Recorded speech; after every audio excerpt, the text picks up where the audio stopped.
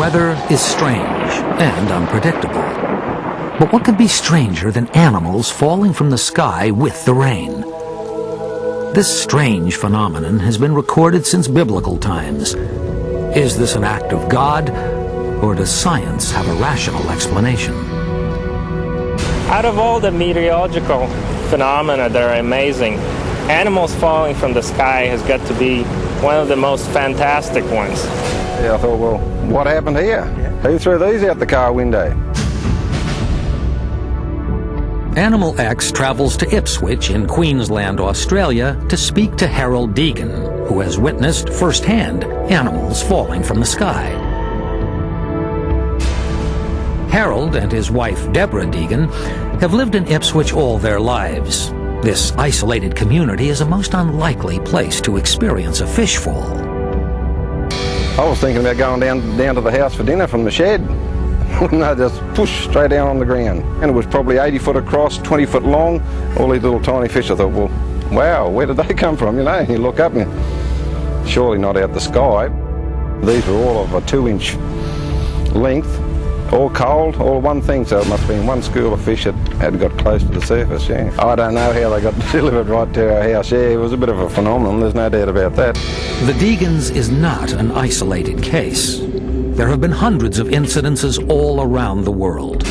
Oliver Crimmen is curator of fishes at the Natural History Museum in London. He has investigated a number of reported cases in Britain.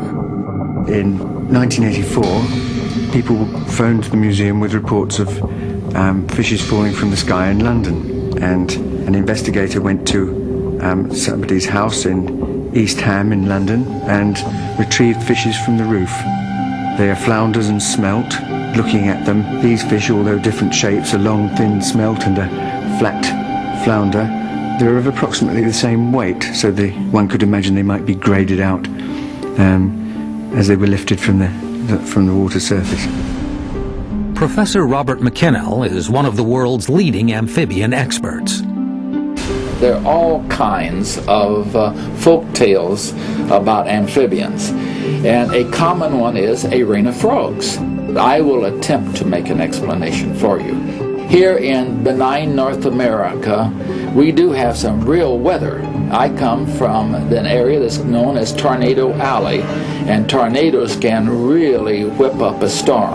If this tornado or this whirlwind, a ferocious whirlwind, should go over a pond that has frogs that will suck up water, and someplace the frogs will come out of the sky.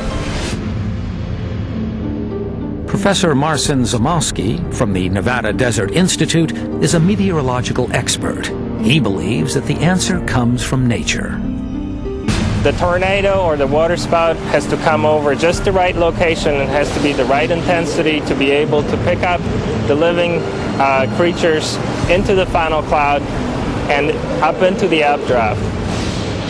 A waterspout is literally a tornado on water and can reach speeds of over 200 miles per hour. The power of these waterspouts is so immense that they can suck up small creatures such as frogs and fishes and transport them great distances before sending them back to Earth. The phenomenon is so unusual and so amazing that for a number of years people considered it to be just a fairy tale or made-up stories rather than an actual occurrence. What is even more remarkable is that the animals can survive the ordeal. Fish are quite tough. It's not impossible that a fish would survive that journey. The frog's not necessarily going to die simply because it's been sucked up in the air, and then when it flops down on the earth, it may very well hop away. While it appears that science can provide us with a logical explanation for this strange occurrence, for witnesses of a downpour of animals from the heavens, it remains as mesmerizing as it is mystifying.